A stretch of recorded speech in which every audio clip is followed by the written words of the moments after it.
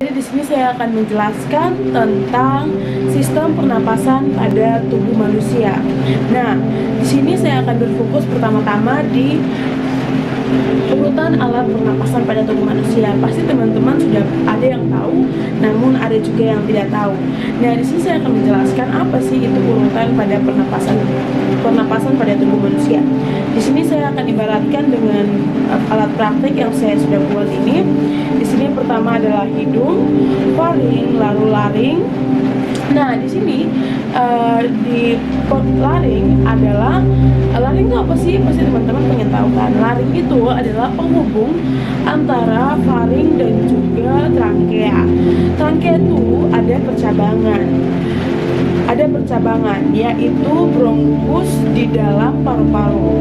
Terdapat juga bronkeolus serta ada alveolus. Alveolus itu berfungsi sebagai tempat pertukaran gas, oksigen dan juga karbon dioksida.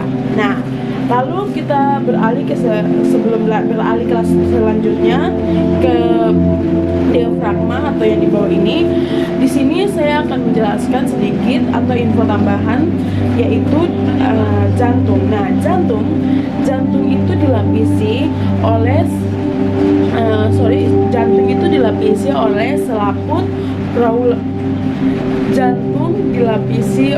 selaput pleura.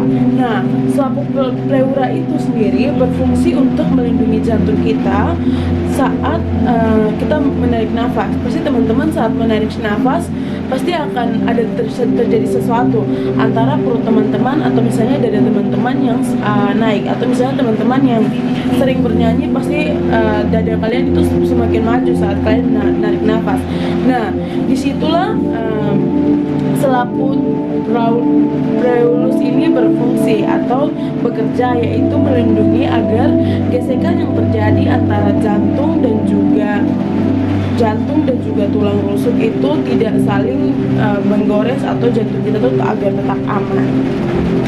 Lalu kita masuk ke diafragma. Disebut dengan pernapasan perut karena berhubung dengan diafragma. Nah, selanjutnya proses yang saya lakukan ini adalah proses inspirasi. Nah, apa sih ciri-ciri dari proses inspirasi ini? Nah, yang pertama adalah membutuhkan oksigen.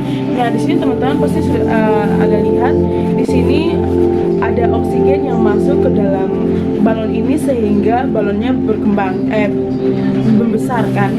Nah, di sini itu membutuhkan oksigen karena sebab itu. Nah, dari atas oksigennya masuk ke dalam sehingga balon yang kita ibaratkan sebagai jantung ini membengkak atau membesar. Itu yang disebut dengan membutuhkan oksigen. Yang kedua yaitu menghasilkan karbon dioksida. Nah, di sini juga dia setelah oksigennya masuk, pasti dia akan menghasilkan karbon dioksida.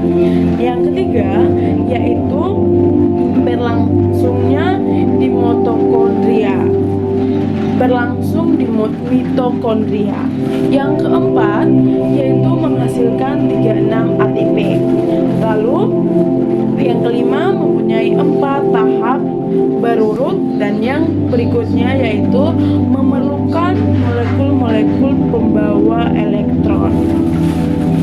Nah, ini tadi yang saya maksud dengan proses inspirasi.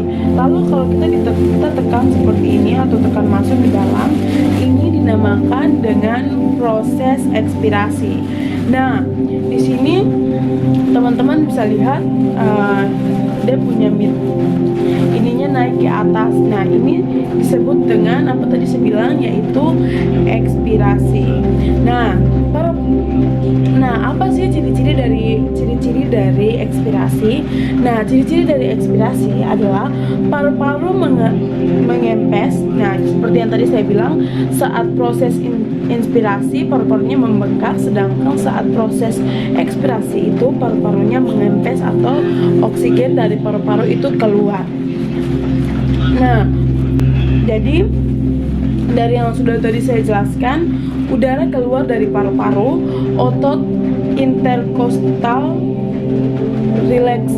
Jadi ototnya juga rileks sehingga dinding perut dan juga dada kembali ke posisi semula. Oke, kesimpulannya yaitu saat menghembuskan napas, otot dan fragmennya akan bereaksi di mana otot diafragma mengendus dan bergerak ke atas. Jadi seperti ini. Jadi dia mengendus ke atas. Itu yang dimaksud dengan ekspirasi. Oke, sekian dari saya. Terima kasih.